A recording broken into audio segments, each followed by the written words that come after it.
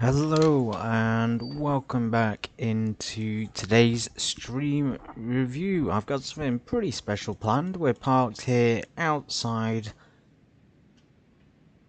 on a Bournemouth Airfield in the United Kingdom. Ta-da! I'm going to be reviewing a pretty fantastic Just Flight Piper PA-28R Arrow III. This is the second collaboration between Just Flight and Franda development teams. There are other collaborations including the Dutch SB76 multi-piston aircraft. And yeah, I went ahead and got this. I wanted a complex single engine plane. One which was a cross between, I guess, a piston, a twin piston and a single piston, and so far this has been pretty impressive.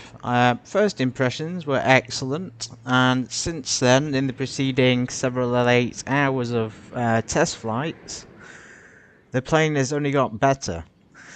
Now, it is missing a few things, but on the whole, when you look at it and when you fly it, Just Flight have done a really fantastic job, and I get a lot of joy out of this. Actually, I've only had it for a very short amount of time, but every time I've been in it, it felt like a real experience. It's felt like you have to act as if you're a pilot to fly it and get in the cockpit, because the systems are all highly modelled and well built. So the purchase itself was purchased, rather than get it from the X-Plane store, I purchased directly from Just Flight. I do recommend you do the same.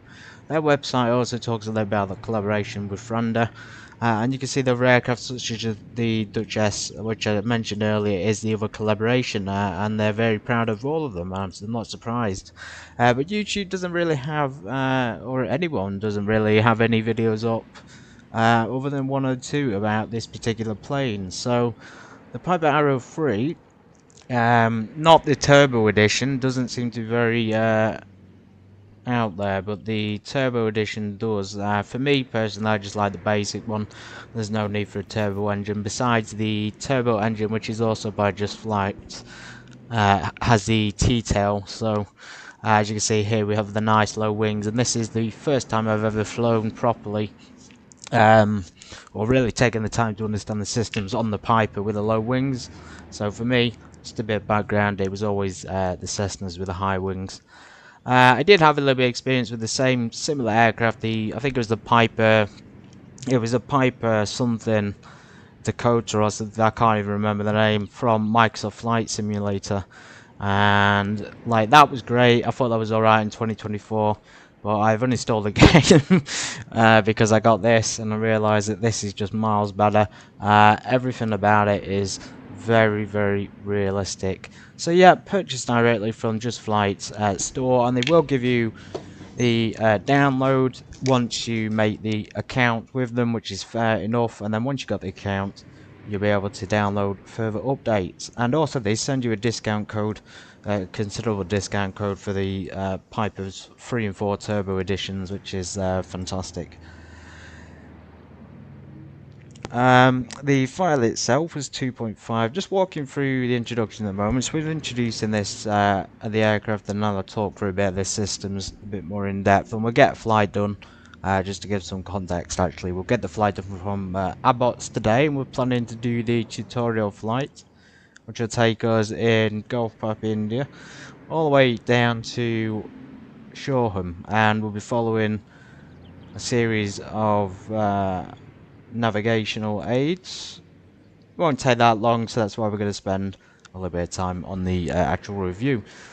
So the further discounts yet from the purchase, it does provide a fantastic guide. I'm going to bring that up on screen. So in the aircraft documentation, probably one of the most in-depth documents I've ever seen, and one of the most professionally sort of made ones to navigate, easy to navigate to say the least. Let me get that up on screen for you now. So you should see the hide my stream software. I think that works. Yeah, that should be showing. So this Piper Arrow II Arrow III, this operation manual is very, very good. I mean, the font, aside from very easy to read and looking pretty good, it has a contents and bookmarks on the right hand side. And if I just close the list, you will see how many sections are included. They got everything from, you know, introductions, how to install, systems guides, literally talks through every system of the aircraft. Panel guides in case you're not aware, although this is it is kind of needed, I suppose, if you're not really used to GA aircraft, because I have known pilots who have trained on them and then they forget. But yeah, it's a good one to recap as well. So they have the normal procedures. I'm going to say off the bat though, the checklist in this is not particularly in depth, although that's kind of like, I guess, just how they've done it, but you can always use common sense, can't you? Yeah, so great checklist selection, normal procedure and emergency procedures, so this was good to see. Now this aircraft isn't approved for any stalls, but it's given us an airspeed spin recovery section down there. Anyway, there's the collaboration, the Dutch S76 by Just Flight as well. So I went for the PA-28 because it really does look, to me it looked better. And I know there's some issues with the T-tail, something about doctors. You'll have to let me know why that's such a problem. But yeah, fantastic, really well laid out, professional, clear to read. Click down to the flying the arrow, and this is the route we'll be flying. This is the tutorial flight, so we're going to take in Compton-Abbas to Southampton to the DME, and then we'll be flying onwards to the Goodwood DME, and then continue to the Shoreham NDB. Relatively straight in terms of flying. I actually flew this route yesterday and it went pretty well, so I'm hoping we'll have the same today on VATSIM when we get on it. So that's the we close the display. I don't have to do it without coming back onto my stream software. That's a really cool layout in there, really good for anyone who wants to buy this and is a bit unsure what it comes with. Of course, there are other stuff in the cockpit. So on the side here you have a pop-out menu, and this includes a variety of things from Just Flight. Unfortunately, I can't find a way to turn it off, but it's there non-stop. In terms of liveries, actually, let's just show you on the Just Flight Arrow pad, the built-in EFB, by the way, that comes with it. You have a lot of choices here as well. You can see you can got the aircraft options, and that will help you. Let me just minimize that window. That will help you. Hopefully, you can still see that. Remove the chocks and other things. So, if we choose left tie down, you'll see. Wrong side, right tie down. You'll see that it's vanished. And the same with the nose chocks. For now, I'm going to leave it on until we do a little bit of a thorough check. Go back to the menu. Dynamic liveries, I was quite impressed as well. You can create your own livery on the fly. That's not something I've seen before. I haven't tried it yet. As you can see, I'm using one of the defaults. The British default here, Golf Charlie Bravo, Papa India. Bit of a mouthful, that one, but a fantastic livery, and the variety of them is pretty good. So static liveries, of course, you got Germany. I think SP2 is a nice colour, nice light blue, but I think it's Poland. So till we fly there, we won't be using it. We'll just be using the UK one. I'm pretty boring like that. PH Netherlands, America, of course. Yeah, so very good choice there, and it won't change it unless you click change. The logbook just brings up explains logbook, so a little bit redundant on that. But first impressions when I got in was that it's crisp. It is very crisp. Not the brightest of day. My first flight was sunset, so it was a bit easy to see. But let's zoom in a bit. Yeah, extremely crisp, high fidelity impressions on first contact. You can see the sort of PBR detailing and the PBR materials here on the aircraft. Really, really well done, and you'll notice even more when we're inside. Those materials just really pop out for you, and it makes it like really, really just top-notch quality, to be honest. All the way around the plane. You got a nice little tie there at the back for the cord. Yeah, the cord's, I don't call it a cord, but it's called something else. And down the front, we're going to open up this thing. I'll show you what you can open. So you can open that. You can open the storage door. Opening this from the outside, the actual main door is a bit of a pain. So because the lock is situated on the inside of the plane, you have to find it rather than clicking the actual lock on the outside. So that could have been potentially done a little bit different. But still, this gives you like that sense of realism coming to the plane. I definitely feel like, you know, this is me having to take a real plane out, and it feels quite quite simulated, if that makes sense, compared to a game, of course. Anyway, going back to the door. If you want to unlock it, you can usually find the spot, and it will do it. That's the wrong spot, so somewhere around there. There we go. And then most people don't do this. They will probably spawn in the cockpit and open it from inside, but I like to get out and open it from outside. So we'll open it.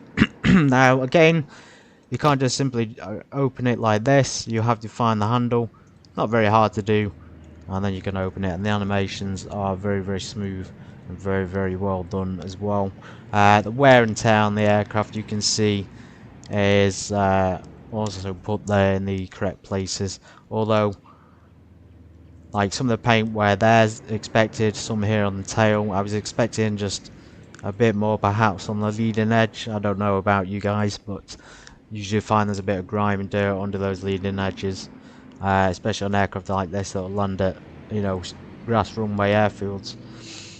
Some of the graphics do look a bit odd. I won't really point them out because, let's face it, from a distance, so when you get it, you can't notice it. It's really, unless you're looking for them, it's hard to notice.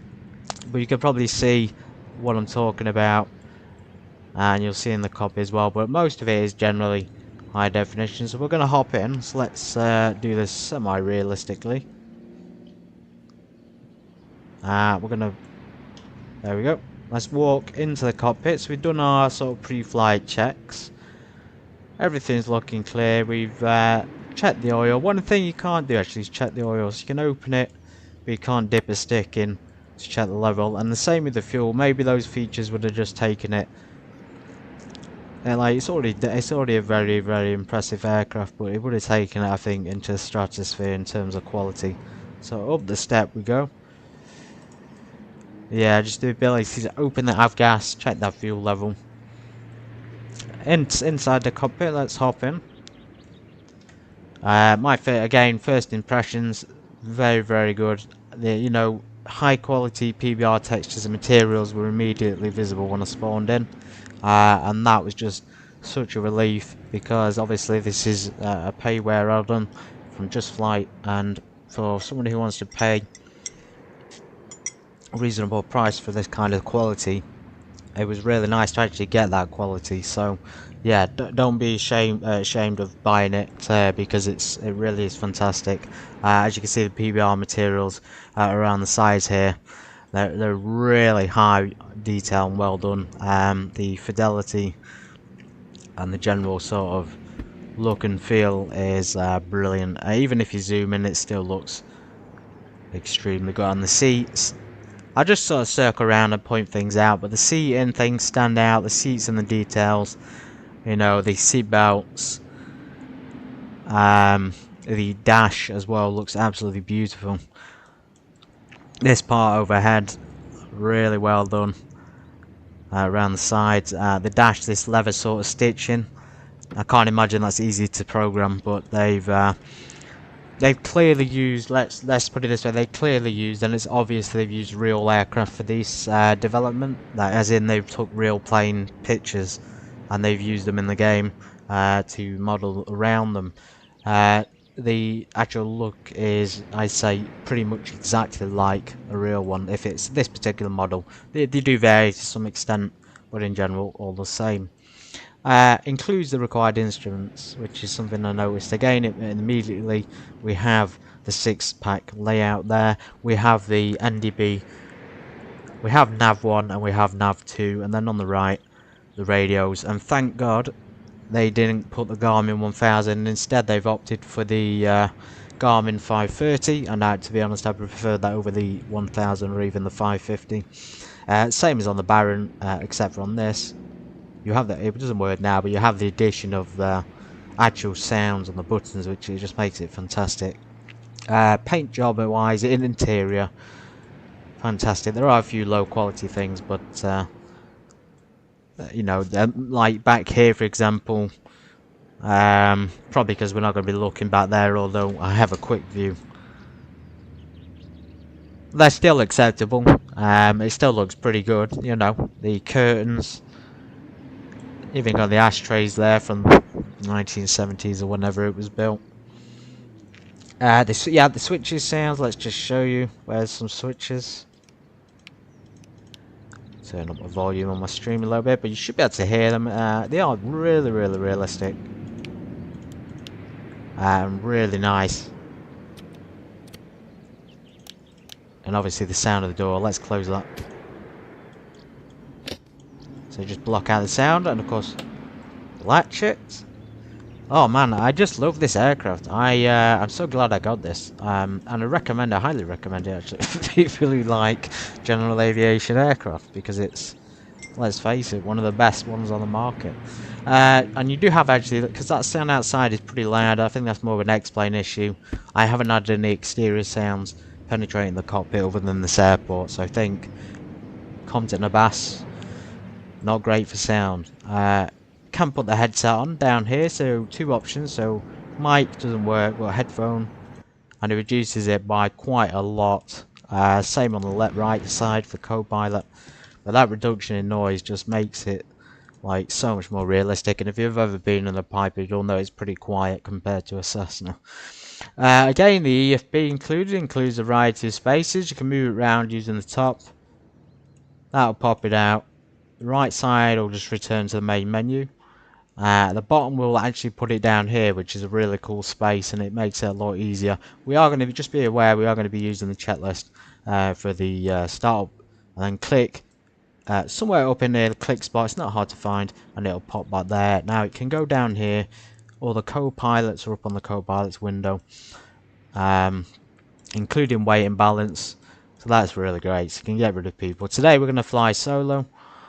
So this is great. Anyway, easy checklist included, which is good. Not most in depth as I mentioned, but it's included. Engine fouling, we've got spark plug fouling and vape locks on, so these are really well simulated, and that does work. Ground handling, that pops this out, but it doesn't provide much else. Okay, down to the actual avionics. So what we're going to do is we're going to switch the batteries on. That alternator does seem to be on every time I spawn in, I don't know why. We're going to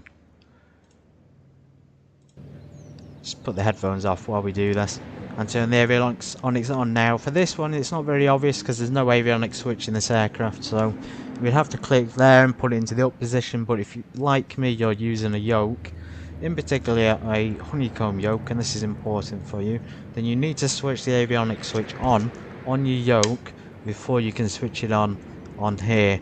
And as you can hear, the sounds are really beautifully done, absolutely incredible. So yeah, just be aware that the avionics won't switch on unless you switch the avionics on your controllers on, if that makes sense. So make sure you do that. On the right side, those ones also won't turn on either. The rain flex now kicking in. So we are VFR today. We'll probably be at 3,000 feet and below, but we may have to enter. We are IFR qualified. I'm just thinking about today. We're IMC, not IMC, we're VMC. So yeah, for the sake of keeping it real, we will keep our avionics switch off, and then keep all these off until startup. That should be. Nav 2 is usually off, but COM 1's usually on. That's the standby radio, by the way. The main one is built into the Garmin avionics. So I think interior-wise, yeah, you can't beat the quality on this. I mentioned the avionics, I mentioned the instruments. There's a lot of things here. I mean, the things you can't interact with, like the seat belts and the ashtrays, and some reason the air conditioning system. I haven't noticed any sounds coming out of it, so I don't know if it's actually working or not. The fans down here, low and high. But I cannot hear that at all when the engines are running. Like I say, some of the quality of the graphics do degrade as you look backwards, but you wouldn't look bad there, and even if you did, it looks pretty good from a distance. Realistic sounds, yes, the realistic sounds, that includes the engine start, so we'll notice that. It's F-mod sounds, designed specifically for X-Plane 12, and I have to say, if you want peak flight simulation, you need to get something from Just Flight, especially if you're into GA aircraft. Combine it with X-Plane 12 and you have a pretty realistic simulator, which will probably be as close as you're going to get to the real world without going in a full-on simulator, if that makes sense. So, anyway, realistic yoking behaviour, that's true. So, we have the full 90 degrees because I have the honeycomb, but the yoke itself, very flexible, very responsive. A little bit of trouble on the rudder when we take off because there's a lot of yaw to the left, and we have a little bit of trouble flying. As you can see, the left aileron is slightly up, so for some reason we have to hold it slightly right throughout the flight to keep the plane level. Now, I don't know if that's a calibration issue. I have tried it. I'm assuming it's just a design thing with the aircraft. Sometimes it's a little bit more steady than others. So, great. We're going to get through the chat list. We're going to pop chat list out so we can all see what's going on. And we're going to do a pre-flight, and then we'll probably have to do a walk around. So, let's crank that door open again. It's pretty loud with it closed, it is. And swing it open.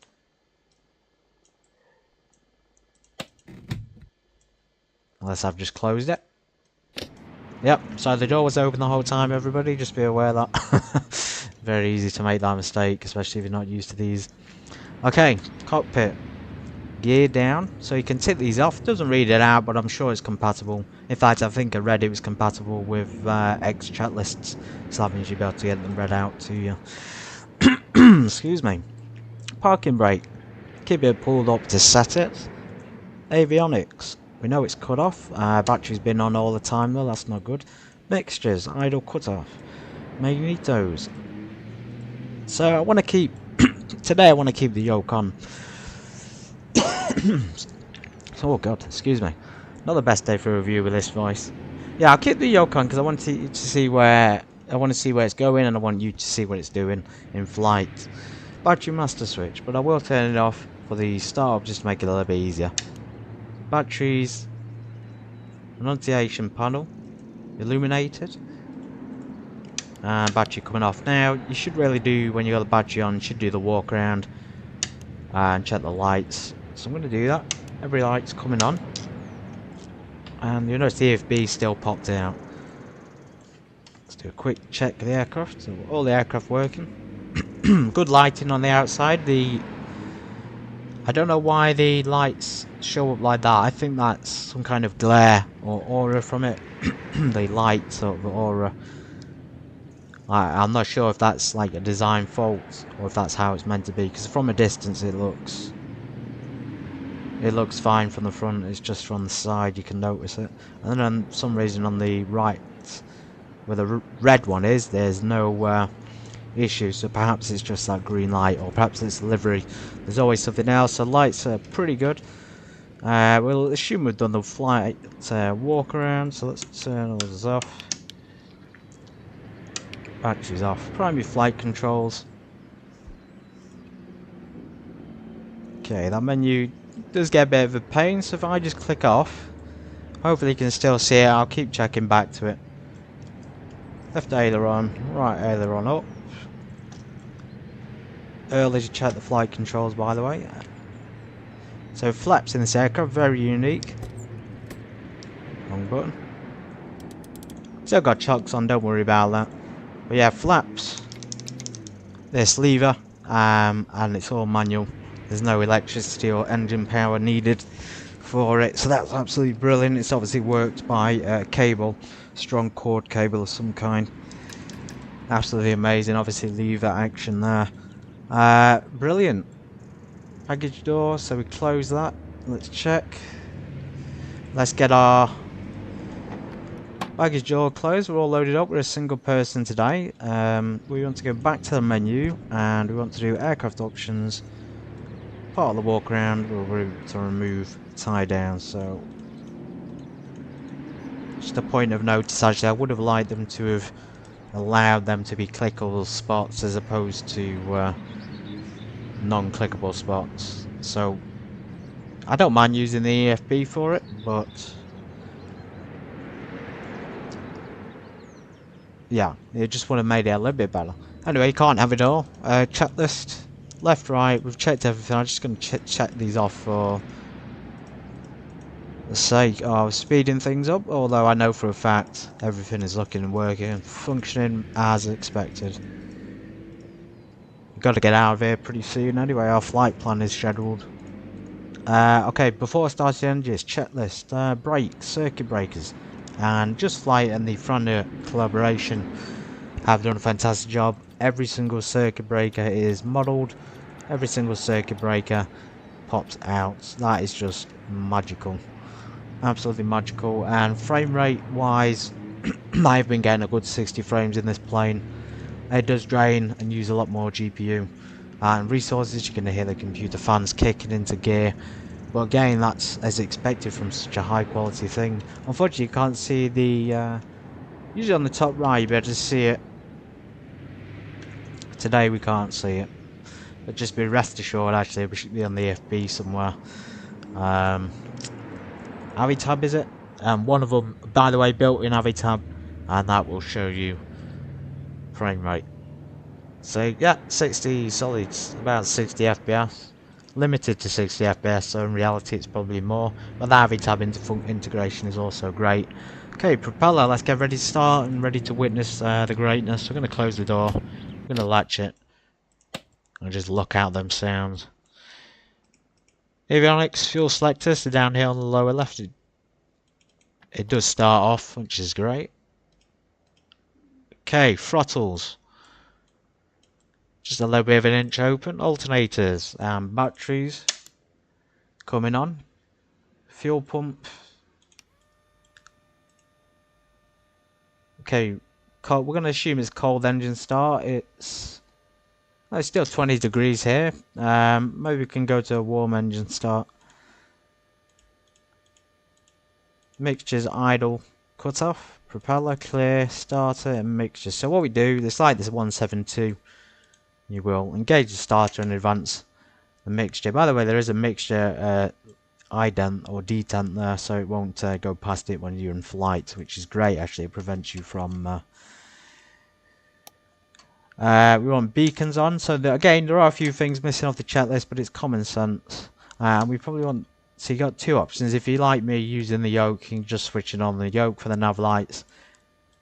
Well, the nav lights are actually a scroll wheel, and they'll give you radio lights, and the same over for the instrument lights. So if we turn that up,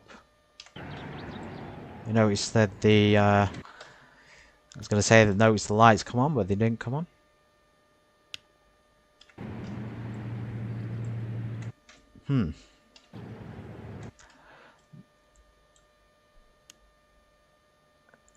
Is that on? Ah, there we go. So yeah, as you can see, I'm going to switch it on in the honeycomb as well, but as you can see the scroll wheel works well. The lights, and then the lights in the cockpit, really good for night flying, really good for the IFR if you're into that. And if you're into the night flying like me, you'll really appreciate they've got a built-in red light up here. Mimics the real world plane. So fantastic. We've got nav lights and our beacons on. We're going to start the engines and watch this animation.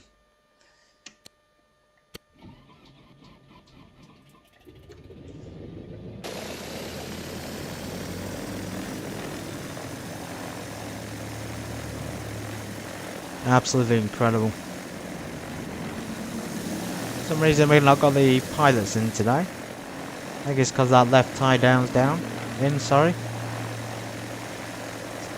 There we go, we get rid of the tie down.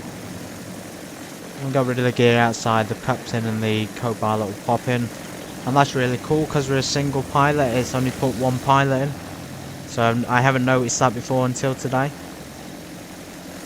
If you put the weight and balance to 2 pilots, as you can see the other one pops up. I think I will be a woman today, let's be a woman, blonde hair. And we'll hop back in, those sounds are incredible, incredible. Really realistic F-mod sounds there, obviously recorded from the real aircraft.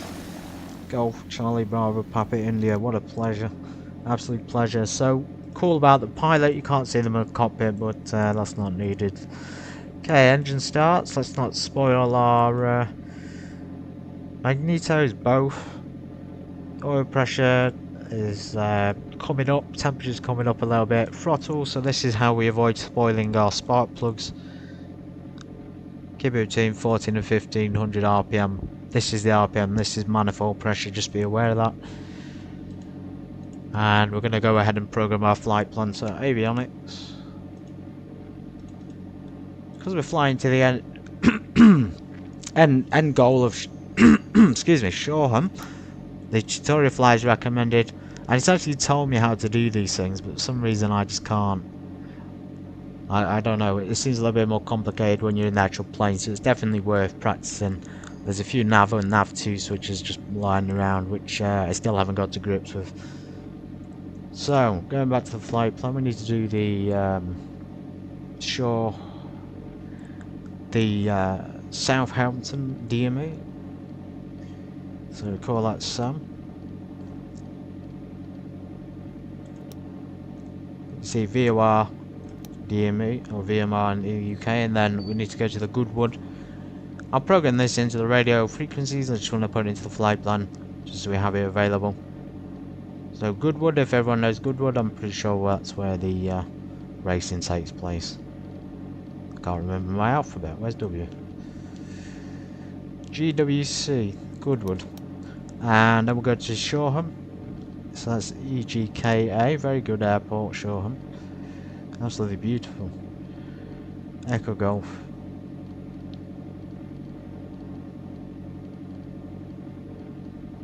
Kilo Alpha. So that'll give us a generalised GPS route. We're going to use the navigational, so let's see what we've got programmed in already. We have to program in 113.35, and we are going to get ATC clearance, and that should take us to Southampton DME. We need to change our heading. Just check the departure runway. Actually, if it's runway 08, we might be in luck. Yeah, 08. So we'll probably be heading on 09, I think it is. Something like that, 095, I think the heading is. Okay, you notice down here the compass is not aligned, so you can click the centre and it will align perfectly. This compass is a little bit different, you don't see north, east, south, west, you will simply see numbers, which again is realistic. So we're going to tune Goodwood onto the second channel. And I'm going to tune it down here.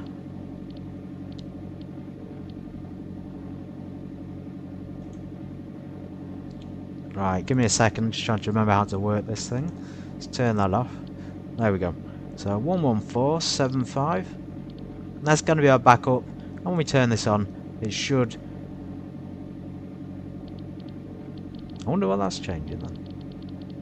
Yeah, it should line up with it, and then we'll go to the NDB, which is I think it's 332 at Shoreham.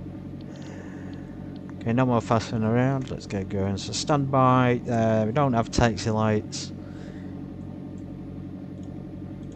We've got the chat list. And you'll notice this, let me just flick through the chat list because I know what's required. Again, there's some items missing like the transponder and the lights. Ground check, of course, before takeoff. So the speed for climb out will be about 78, and then we'll get 90 when we run the flaps up. Okay, parking area is clear. Lovely little cafe up here, and it's a high up airport by the way, there's a massive drop over the side there. A little bit of rain. Throttle will apply slowly and brakes, and then this just tells you about the rudder for steering.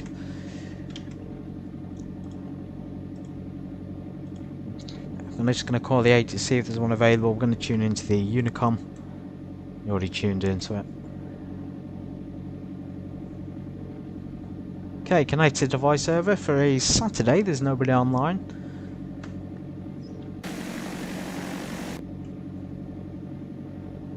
Immediately, you can't fault this aircraft. You really can't find anything wrong with it. Very, very difficult. I'm going to just step away for a minute. I'll be back in a minute. I'm just going to get some water.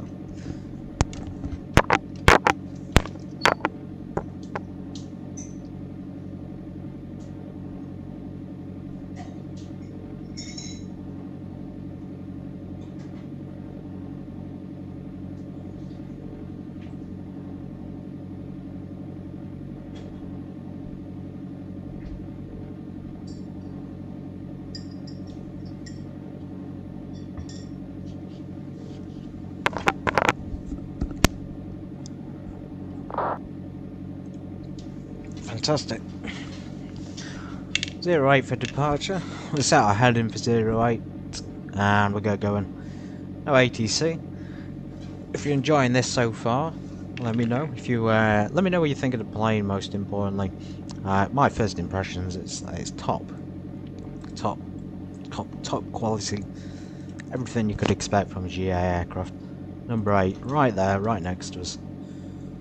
Again, the heading button can be selected straight to your heading, which is a relief. I'm going to advance the throttle slowly, so parking brake released, and you can see the aircraft moving relatively quick.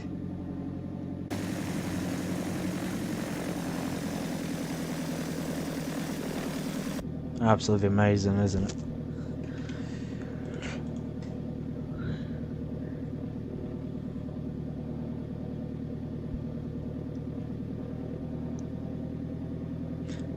Okay. Actually, it would be good to test out that spark fouling. Don't want to rush, don't want to break it, of course. It's not fouled just yet, but it will do. You don't put enough thrust in. Be careful, don't go off the cliff here at runway 8. We're going to park over our pre-takeoff checks, which include run-ups.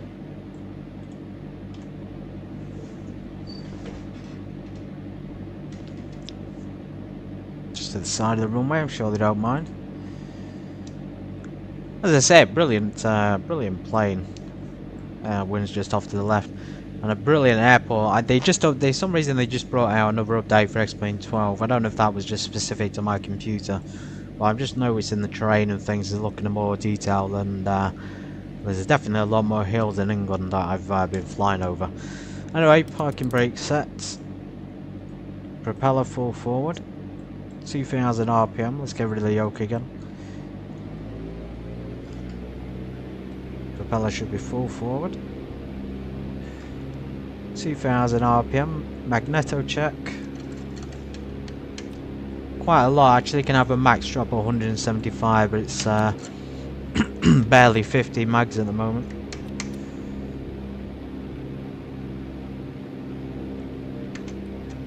Very cool to see that moving around. Vacuum just here on the left between level we need. Ammeter down here. Oil temperature and oil pressure. Just a quick point on the instruments. The Just Flight team have included an autopilot, which includes obviously heading select, navigation holds, for example, so you can follow different directions horizontally, but vertical navigation like altitude. Typically, obviously, you're not going to have an autopilot on this kind of plane, or you might have one upgraded into it, but I can't see the point. So it'll be a lot of hand flying. You can use the autopilot altitude hold. You just have to click the Piper logo, and that will hold the altitude you're at. I'm not too keen on that. I prefer hand flying, so we're going to do a hand flown route today. Anyway, oil temps and pressures looking pretty good. Annunciations, functional, alternate air. So alternate air just down here. There's no car beat on this, and we're looking for a drop in or a change in manifold pressure when we do the alternate air, or just changing the instruments in general. So you can see the manifold. Yeah, there is a drop there, I guess. All of the other instruments look pretty good though. And then we go back up to normal. You can see the RPM should go back up in the manifold as well. Fuel pressure is good. Fuel pressure and fuel pump. And then we ground idle the propeller for any rough running.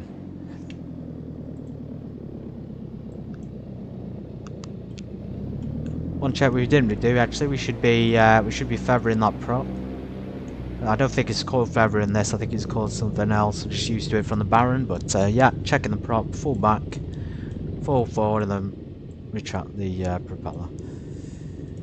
Manifold pressure before takeoff, battery switch, alternator switch, flight instruments, one more check of the flight instruments, ailerons, elevators, and of course everything else. For the sake of sound, I'm going to keep the headphones off because it does make it pretty quiet. Fuel pumps back on. Keep that manifold pressure up, keep the RPM up just so you don't spoil. Alternate air closed, mixture propellers full forward. Trim, controls, doors latched, yes. I'm the only one on board today. We're going to line up in a sec, so I won't do this checklist for takeoff just because I know it, but I will take them off. So we're going to line up. So it's a bit contradictory here. It does say accelerate to 65, 75 and then start to apply back pressure. But then here, for the... I know that's a short field, but then... oh, where is it? Where is it? Here, the 78. I think they're quite close speed-wise, so... 65, 75 and then climb at 78. It seems very close, but we're going to do that anyway. Let's get going. We'll get going to the airport. This should be aligned with our heading by now. I'm wondering if we selected it. So let's GPS. We want navigation 1. 11335. Let's just check that we've got the Southampton DME. Yeah, 11335. It's probably going to come alive when we're in the air. What we do need though is the land lights and the strobes on. And the Q&H. 1005. We'll do it on the altitude backup one as well.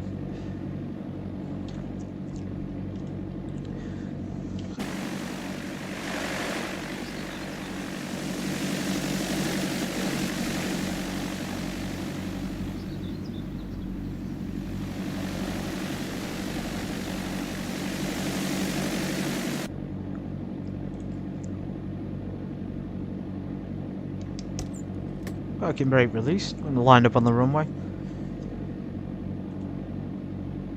So it looks like we're heading out 65 to 75, then climbing at the best rate of 78. Then we'll climb at the best angle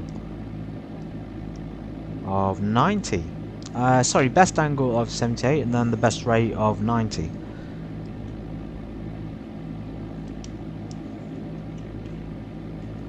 So a lot of learning in this plane. You do have to take time to learn the systems, as I say. Built and designed very realistically.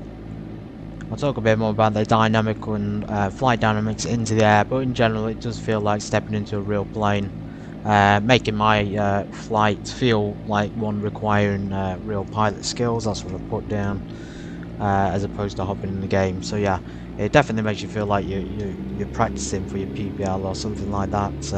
I'm sure a lot of private pilots would appreciate the detail in this aircraft.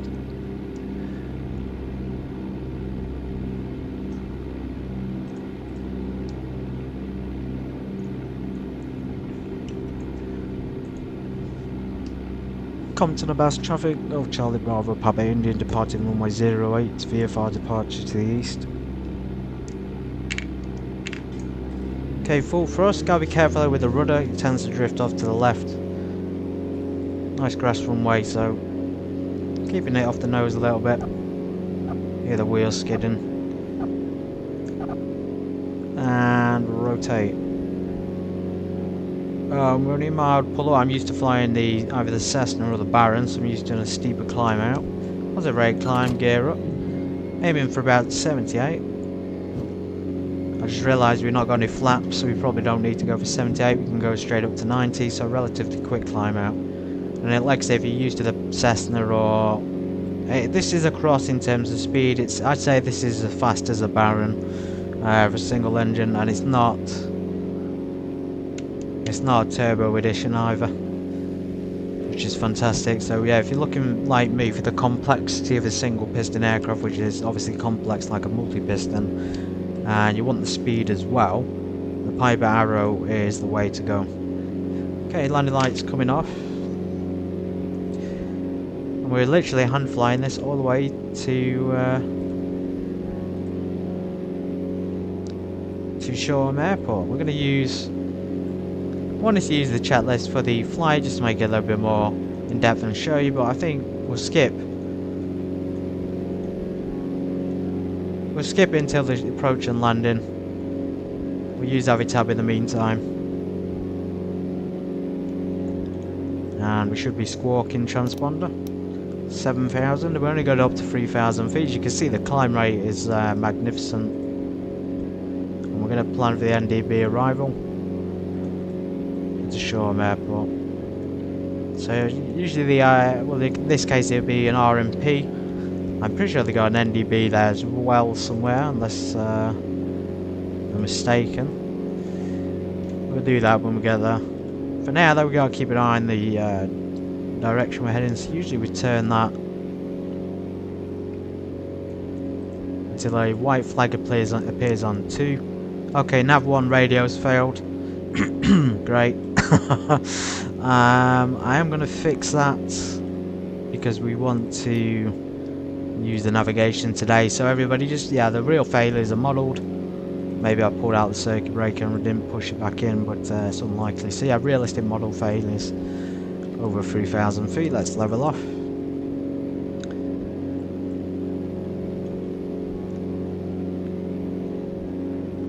think 095 is our heading.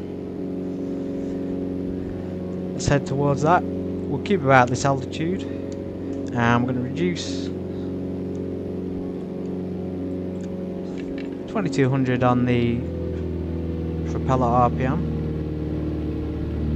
just about, and then we'll maintain 3,500. That'll be alright. And about 2300 on the manifold pressure.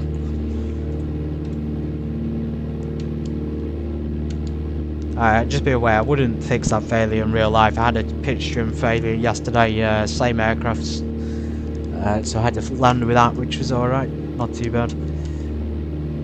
As you can see, once you get it trimmed, it's a really smooth and just absolutely incredible plane to fly. Very realistic to the SIPs, very realistic to the actual plane. The modelling fidelity and the quality, man, this is the one you want to get. I hope you appreciate me taking the time to make a video of this. I think I'll be spending a lot more time in this in the future, and on future streams as well. Handling, engine power and flying all feel superb. 5 stars on there. It is relatively easy to hand fly as well, so I guess even if you're a beginner and you start with engines, rather than starting cold and dark, start with the engines on, you're still going to have an easy time flying it. Okay, we're going to track the VOR to Southampton when we're about 5 nautical miles away. Let's turn... yeah, when we're about 5 nautical miles away, we'll tune for the Goodwood, and then we'll track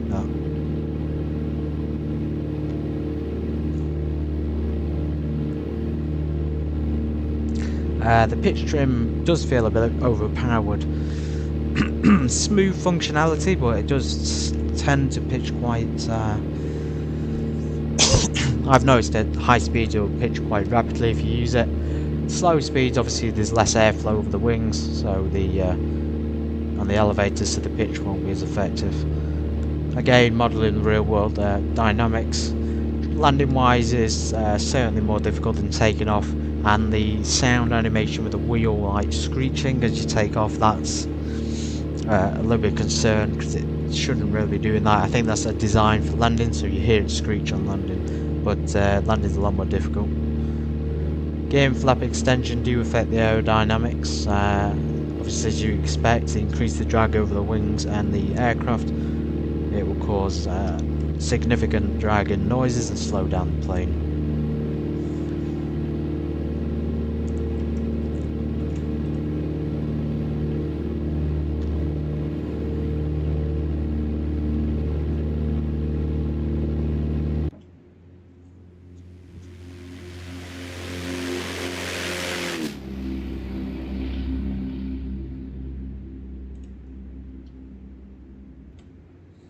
one more time.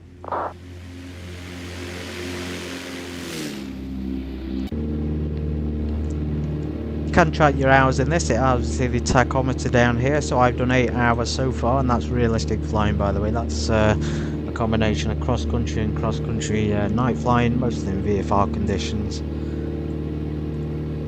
In fact, if I think though I've only done VFR flights night and day so far, I've not really done any IFR, but as you can see it's well equipped for VFR night or IFR night. It's got all the IFR instruments in here, you know, they've got the NDB here on the left, VOR there, well that's for the ILS, but it's also for DME and VOR, etc. And then the nav2 down there, of course, for the same thing. We're going to just turn that just so we can head to that Goodwood when we're in line with it, so I'll put it about there. As you can see, Sam there, about 18. It says down here as well, gives you the distance, the speed and the times, about 9 minutes.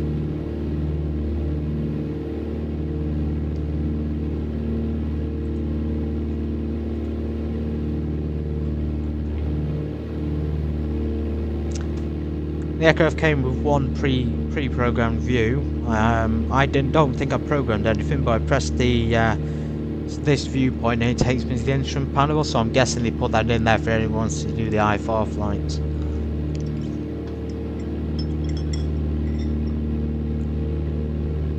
Now we are off a little bit. We got the GPS to guide us as well, so we're not going to be entirely lost. It would just tell us base. I think that's just going to tell us to line up with that line and then it'll turn it off. But we're not that far from Southampton. Nice fly along the south coast today. Welcome in on Grantham. I will be doing more flights in this in the future. If you're a pilot, say hello. Let me know where you like to fly. Let me know what you fly. If you are a pilot on the sim or in real life, it would be great to hear from you as well.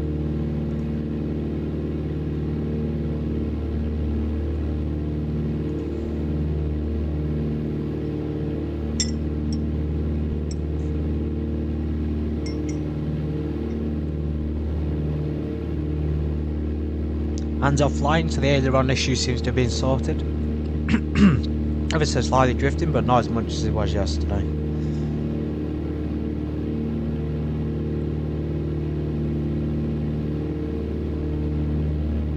Maintaining an altitude fairly well. Kind of descending and going a bit down, but we can resume normal heights.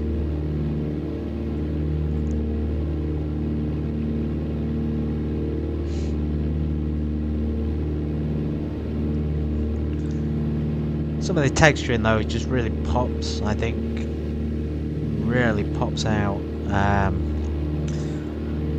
It's a shame I can't show the frame rate. I wonder if we can do it on the developer option.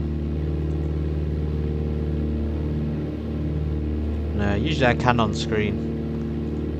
Usually I can show like the GPU usage and things, but today it's not working.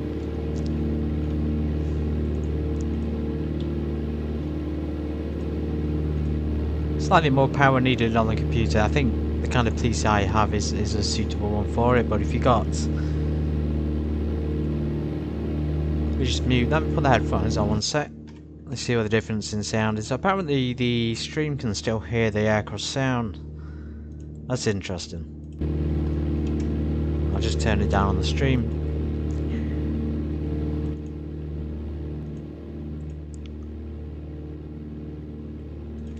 Yeah, if you're looking for this kind of plane, definitely worth it. And the Duchess as well. It was a tie-up between this Pipe PA-28R Arrow III and the Duchess B776. Is it 276? Yes, Duchess 76 looks fantastic as well. I may have to get that at some point in the future, but again, the T-tail put me off a little bit.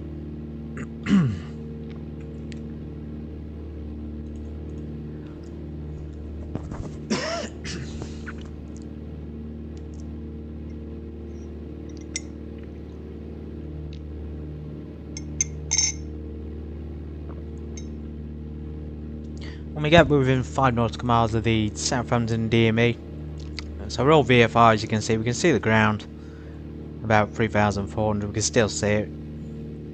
As long as we can see the ground, we're alright. As long as you don't fly through clouds and things. There's the coast. Yeah, so when we reach the Goodwood DME VOR, I'm going to turn the navigation 2 on, so we'll just switch that switch there, and then we'll switch it down there as well, so it'll tell us, and then we'll be able to program and expect the DME as well. Sorry, NDB. So let's put the NDB on now, just in case. I think it's 332 for Shoreham Airport.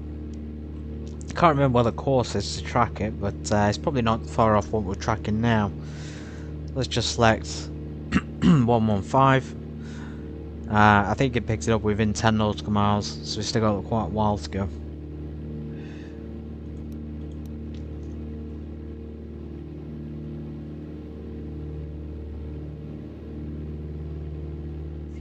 In fact, one of the things about the charts which I've used, and I use ChartFox, by the way, I don't use a paid service, is the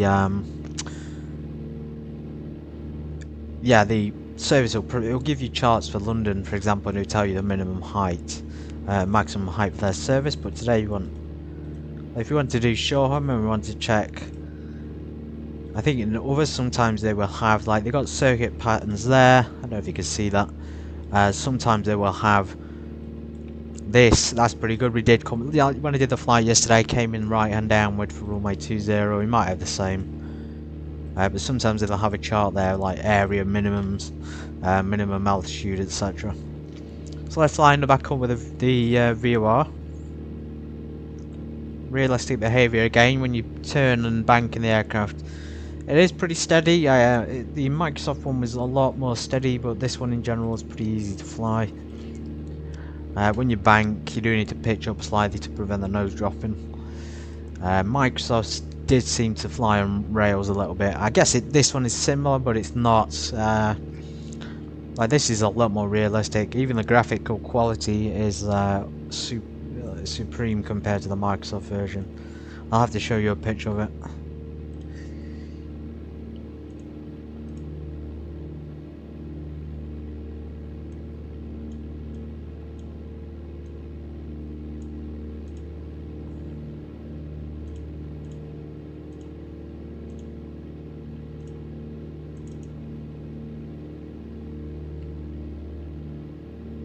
Okay, I've just found a picture of it. So if I let's minimize that. I think I can show you. So what you're going to see on the screen now will be the screenshot I took in Microsoft Flight Simulator. It's of the very, very similar aeroplane, and you can see the differences in the what's included. I think the X-plane, it's just like better. In X-plane is just a lot better. They do this exact plane, by the way, for Microsoft Flight Simulator, so if you want to buy this for Microsoft you can do, but in general, yeah, Microsoft definitely lacks realism, because it's not got sharp images. It's got very fuzzy and game-like look, and it seems to have light traces on it, so every time you move around there's lights and everything. No idea why. Anyway, we're 5 nautical miles out. Let's go and change to nav 2, and let's change to nav 2 down there. So you should see this thing coming alive. This will tell us where to fly to the Goodwood, I presume. Yeah, there we go. So let's tune to that. We don't need the nav 1 now. That'll be used for the arrival.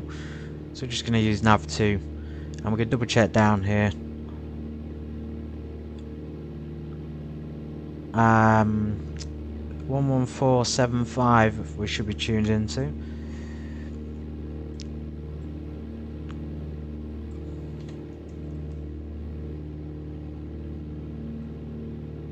I headed in this direction for a little bit. 11475 down here. It's given us no option to 14. Let's tune it on there as well and see if that helps.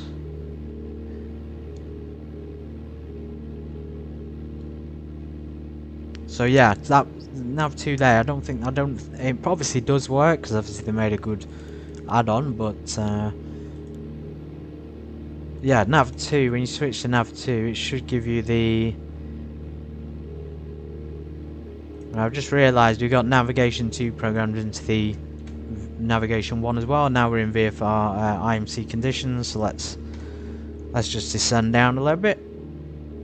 Get below the clouds. We shouldn't be flying through IMC.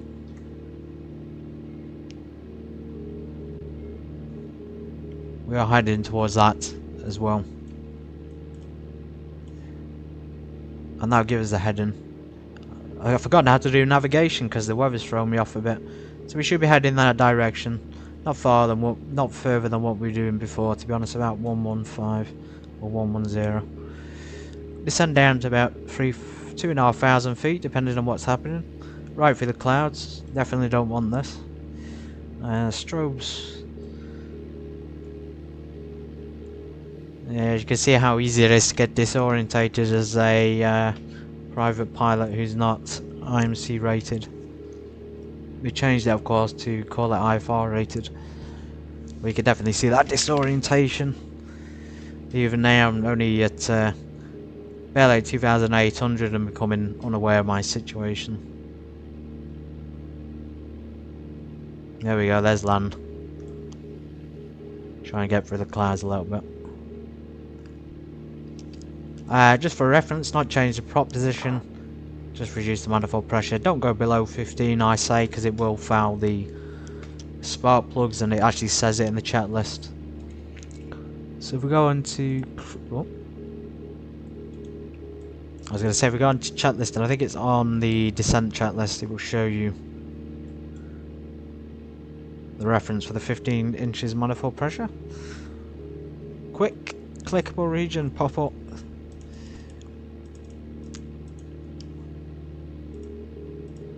Yeah, so not less than 14 for more than, well, more than probably 2-3 minutes at the most.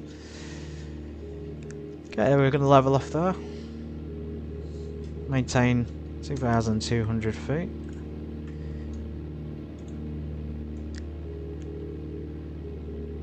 As you can hear the thing beeping in the background, I don't know how to turn that off. Maybe it's because we selected on there.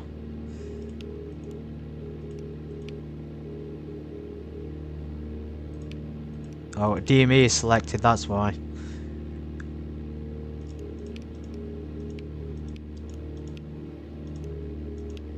Oh, I see. Let's click DME. We'll leave it on for a little bit, see if it gets on our nerves. So yeah, descent there, not really needing much input in terms of trim. Really smooth actually in terms of the handleability. We've been lucky today to not have sufficient strong winds.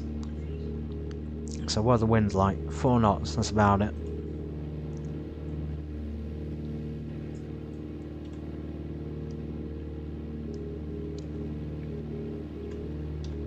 Of course, passenger view. We are on our own, so there's no passengers on board.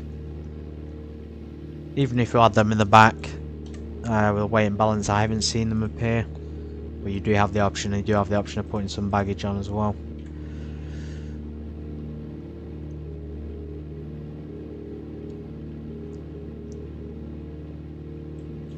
Okay, keep an eye on our distance, 16 nautical miles. Remember, we'll be within 10 nautical miles of the NDB at Shoreham until we get a signal on the ADF needle.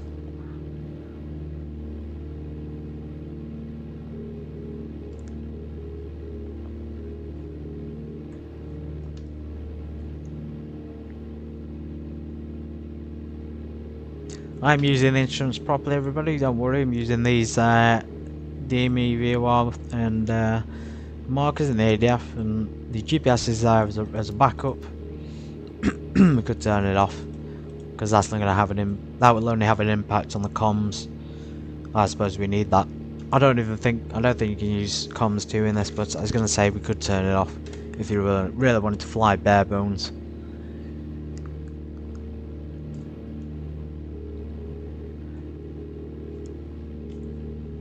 When we land, I'll give you a sort of rundown of my final thoughts on the plane. I'll give you what I think are the best points about it. I don't want to include everything to be a good point. Of course, there'll be 1 or 2 things that could have been different, and I'll give you my concluding thoughts, and that'll be it for the stream today. It's been a nice review. It's been a pleasant experience.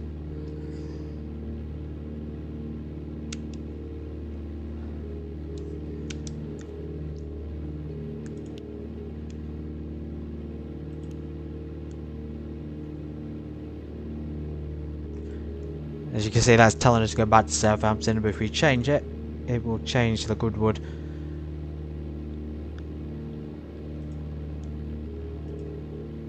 Let's keep the Goodwood on there as a backup in case our navigation 2 fails.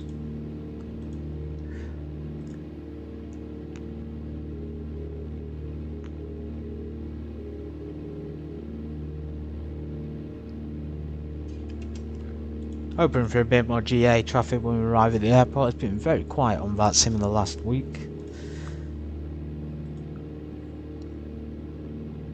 Especially with GA planes. There's Shoreham down there. It was in fact 332. I think we just intercepted the NDB. Yeah, so there's the NDB needle. I think at this point we're probably free to follow the NDB because it's in that general direction as well.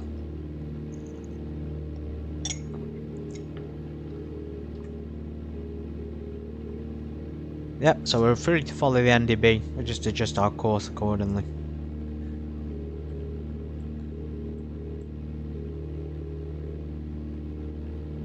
Set our course to 115 in the NDB, that was our heading.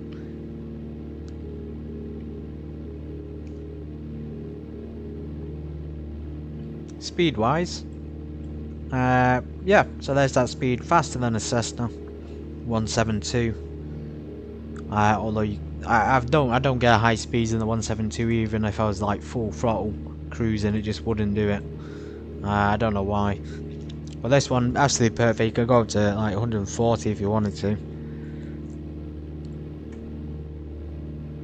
Do need Q&H, let's get the Q&H. A little bit of a lag there when I click on the Avi tab. But you do need the plugin to use that, so just be aware. So airports, we go back to this one and you got to check the Q&H 1005, so similar pressure. No ILSs, what runway we landed on, so it doesn't really tell you. That's unfortunate. And also when you click off Avi tab, it as you can see there's a little bit of lag and it just loads it up from the beginning again, so that's a little bit of a pain as well.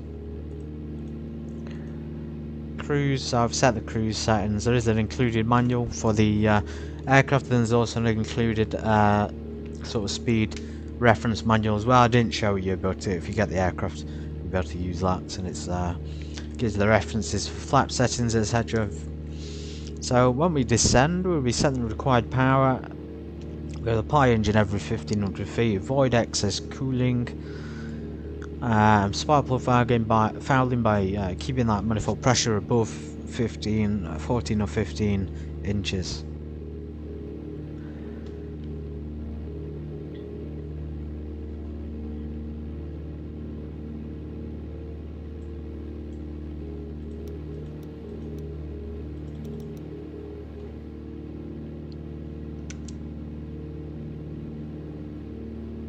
NDB needle still not relaxed, has it? It's we're following the, of course, nav 2 reference as well, but the NDB still dancing around. We're within the 10 nautical miles of the airport.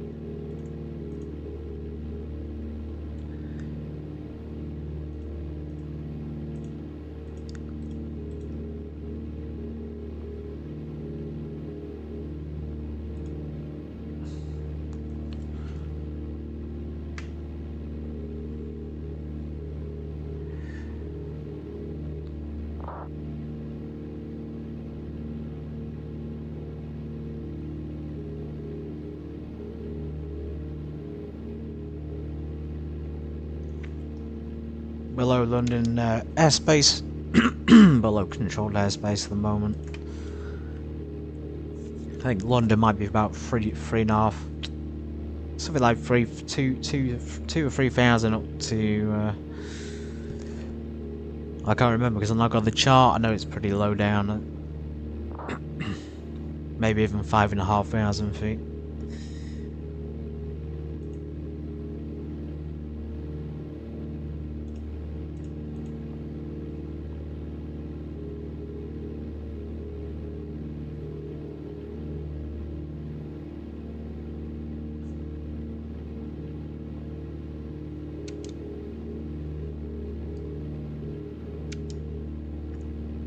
you want to use the autopilot, as I pointed out, there's the option push the pipe below, go for the push the hold altitude, autopilot hold and a heading, follow the heading or nav, etc, etc.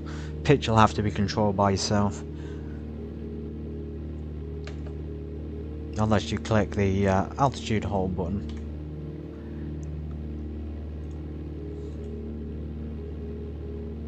Okay, DME beeper's coming off.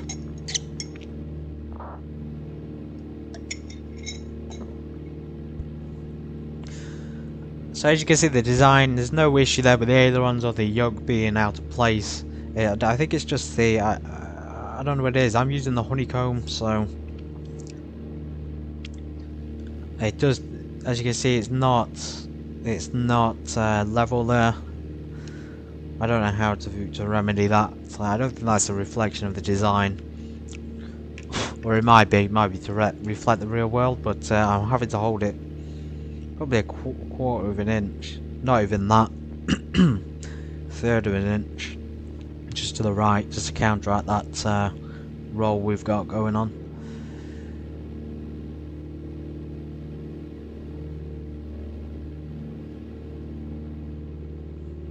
Okay, NDB stabilised, we're on track. We'll just keep our heading on course for this, and we'll intercept. Don't like using this when we're doing these kind of flights, but I'll intercept the runway downwind that we're going to approach. Depends on what we want to do for the NDB, RMP or NDB, whatever you want to call it. So we're arriving runway 20 again.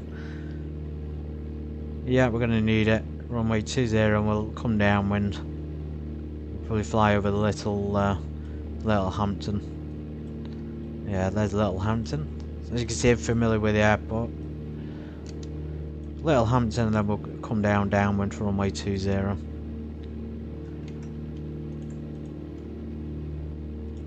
It's the VP.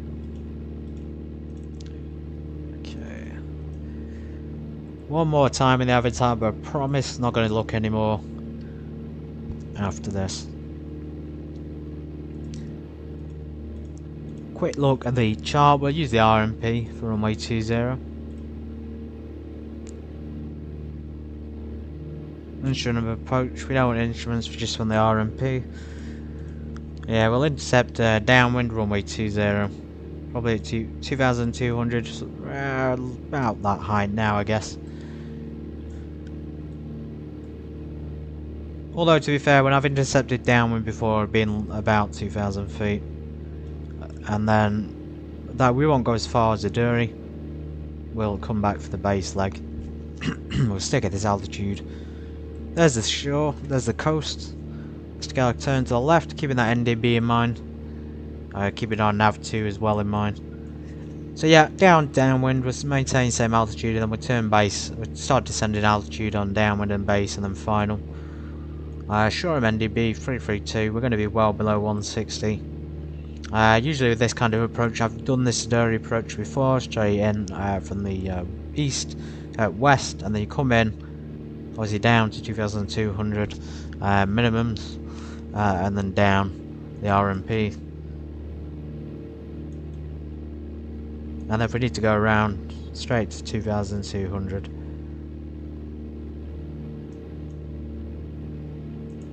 That should be enough. No more of that for now.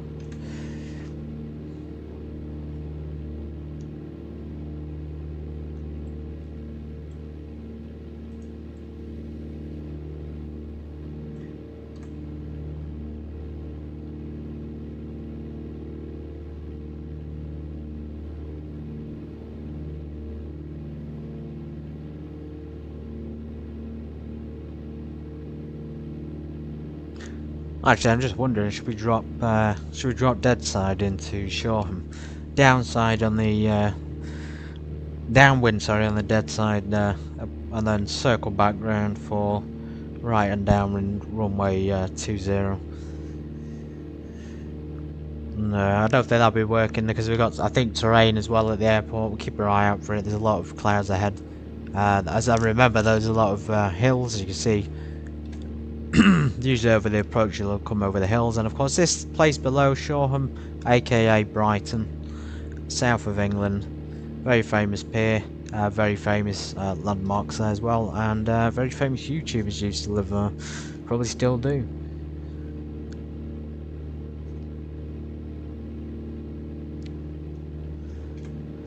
As I said, the Just Flight funded collaboration on the PA-28R Arrow III is one of extremely high quality, realistic flight models in aerodynamics and handling, second to their other collaboration on the Duchess, which I haven't had a chance to fly yet.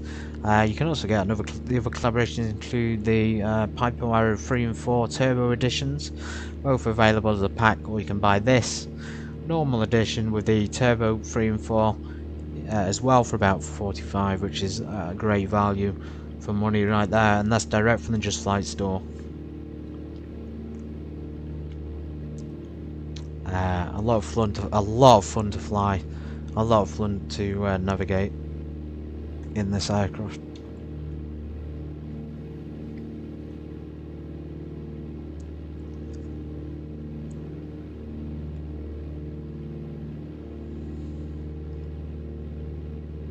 Just keep an eye on the NDB, ADF down here.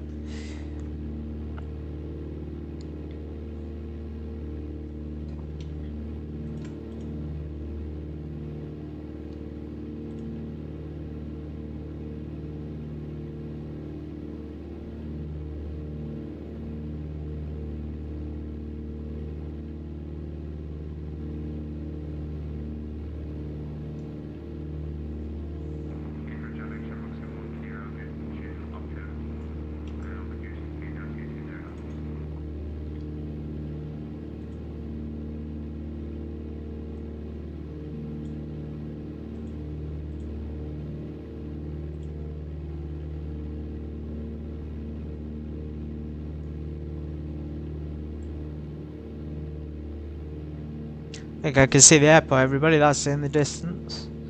Great, so now we can start to prepare for that downwind join.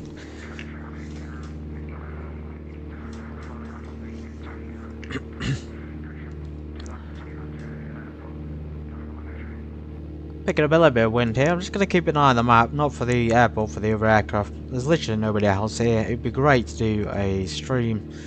Other pilots, if you want to be involved in that, then give me a comment below. We can arrange that online.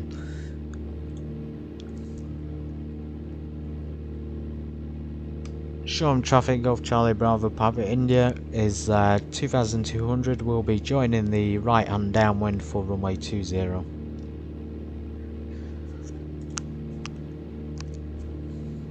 that's what we're going to do. We're going to maintain 2,200. We'll get on downwind and then we'll start descending.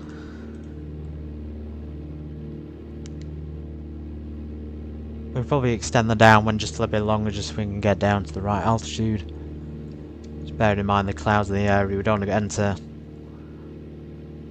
Looks like the approach is going to be a bit of IMC there. IFR. Okay, so landing lights, strobes. Let's do our preliminary checks, I guess. Descent. So we're going to keep it above 14 inches. Fuel selector, fullest tank. Fuel pumps coming back. Fuel pumps been on the whole time, my mistake. Mixtures full rich. So these are downwind checks, more like the Gump's checks.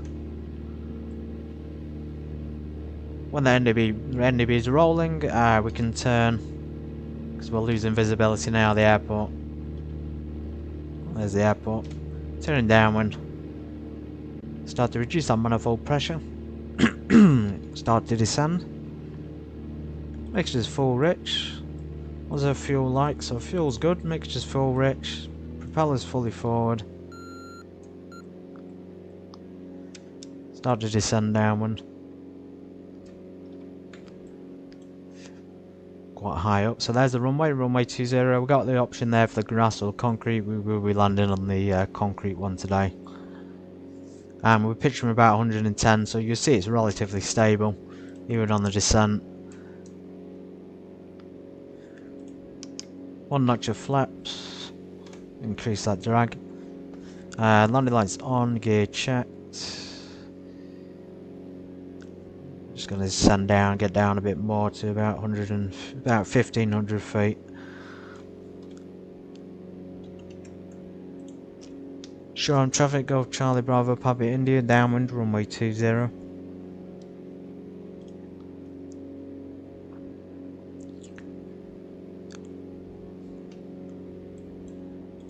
Gears coming down.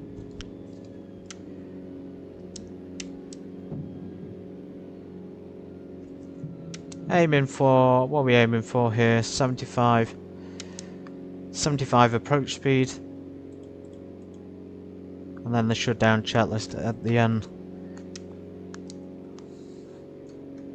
Maintain a good manifold pressure, everybody, you don't want to stall. Keep an eye on the airport for the passenger seat, a little bit of cheating there. And there we go, onto the base leg, and then we'll turn onto final.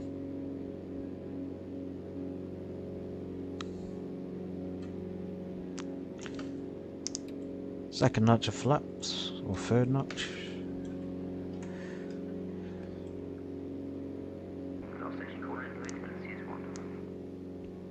There's the runway.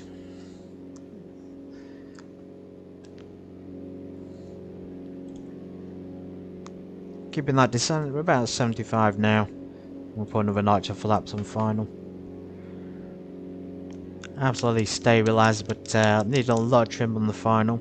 Again, realistic because of the increased drag. There's the runway, looking pretty good actually on the lineup. Oh, just a little bit off, just a little bit. And reduce that. Flaps full. There we go. So as you can see, a steep approach there into Shoreham Airport. Shoreham traffic, Golf Charlie Bravo Papa India is final for runway 20.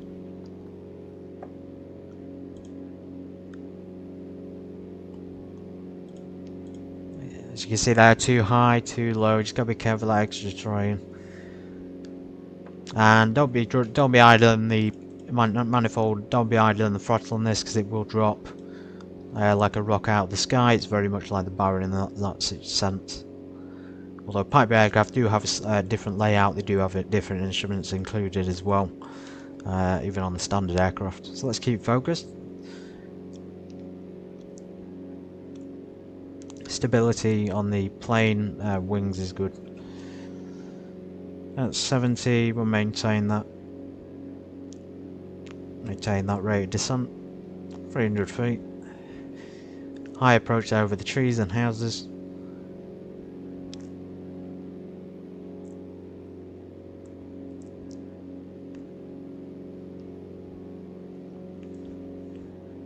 Coming in slightly high, it's alright.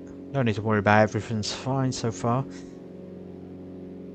There we go, just focus on the runway for now. Don't worry about the puppy lights. And we're going to touch down on runway 20. Slowly bring that throttle back. Ooh, not the best flare.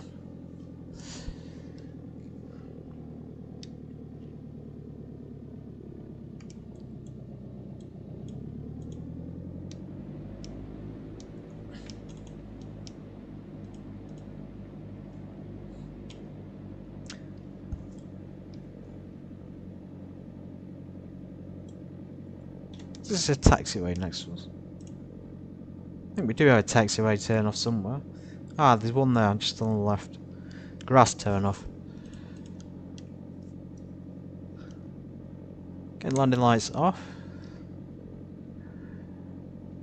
You see the instrument lights there sort of automatically coming on as the sun gets blocked out. Okay, try and find this. Follow this over to the parking. I think this is it. I have no idea where that taxiway is. I think this is it. I think we're on it. Yeah, we sort of followed it. Just about followed that across. And strobes off.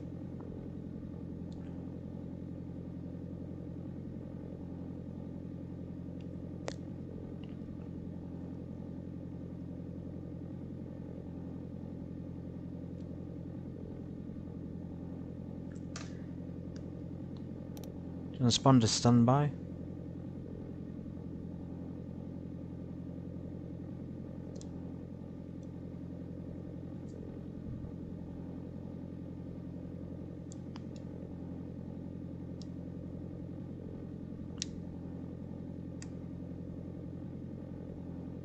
We're gonna go park up.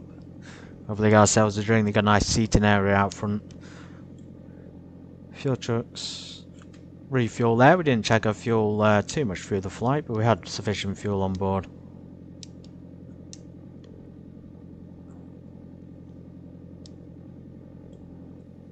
Yeah, let's park here back next to the King Air.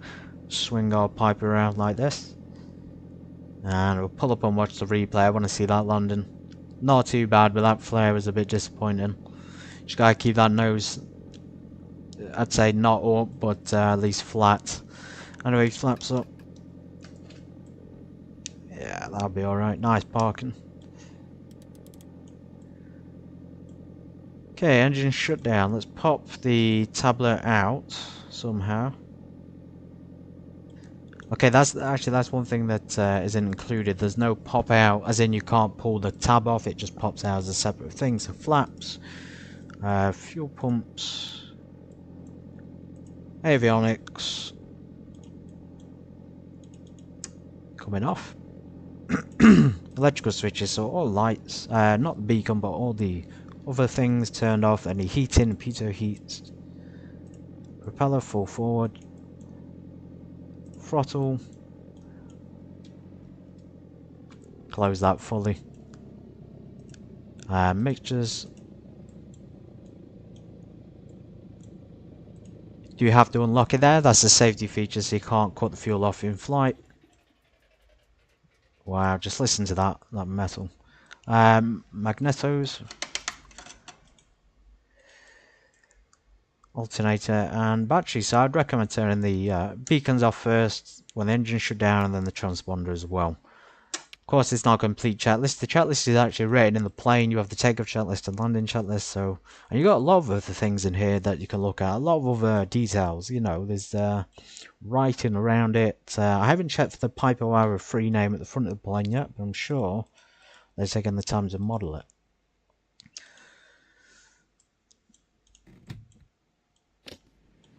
Oof. I think I deserve a little bit of a drink after that. That was a really good flight. I can't wait to do more of this on further streams. I can't wait for you all to join me. This has been, I think, one of the best GA planes I've ever flown. It's not just because it's an add-on, but it really is. It's ever since the days of like the early 2000 simulators, like this thing, like how far it's come in the last 20 years is pretty incredible. The design and aerodynamics is unbelievably stunning. The detail on the outside, the interactivity. I didn't expect this would exist in such detail, you know, at any point, but obviously it has, and it's absolutely brilliant for it. So that's the Piper. What we're going to do is we're going to watch the replay. I'll talk you through my conclusion and see what I think. And just one quick, actually, just to show you that isn't, not on this livery anyway, there's no Arrow III name at the front, so there's no way to identify it. I wonder if it's on the other liveries. That'd be nice to check. Okay, replay time. Cross my fingers it doesn't crash.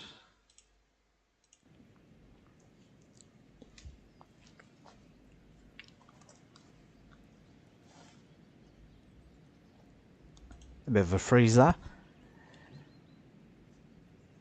Oh no. It was going so well.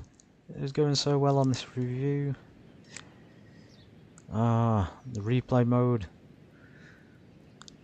Maybe because I'm streaming. Ah, there we go.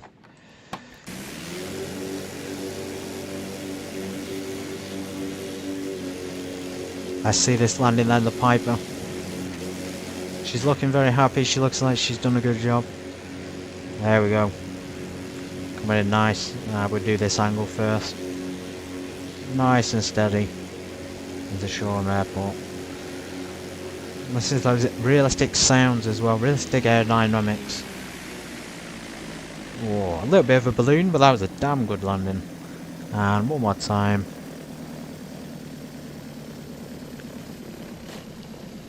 Amazing. Good landing, good reviews. You can see the pilots. What's going on with the door? Door's just closed, everybody. Get that door. Yeah, she's vanished now. She's out. So we can put the tie downs. Let's do that. Let's put all the chocks. This is our plane after all. We're going to take care of it.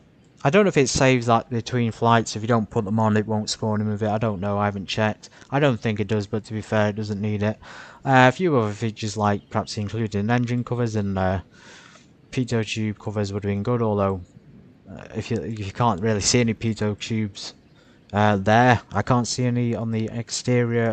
It's just the plane model itself. The real one that is. It's not a reflection of the model for sale. Yeah, excellent. So this is a lot of fun to fly VFR, especially VFR. The realistic dynamics and the high quality graphics make it one of the best I've ever flown, to be honest. Perfect for the pilots who, prefer general aviation aircraft. Suitable for the IFR and VFR, complex enough to make it interesting. It's fast.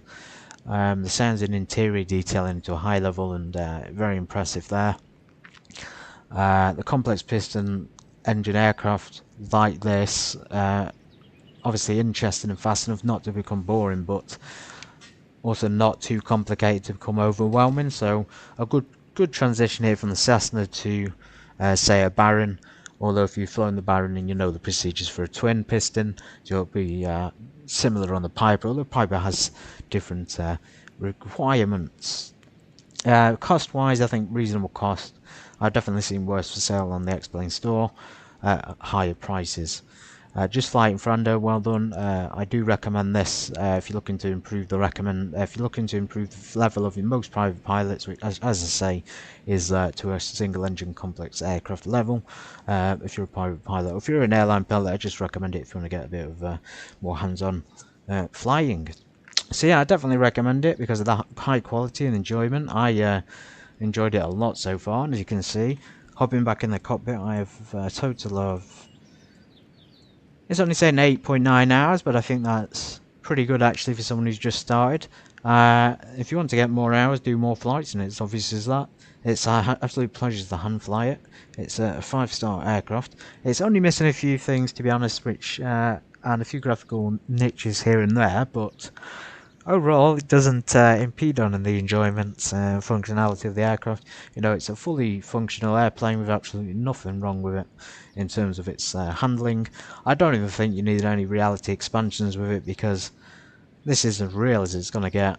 The included guide and flight, like tutorial flight recommendation, which is what we've flown today, is great for beginners to complex aircraft and great for beginners with payware as well.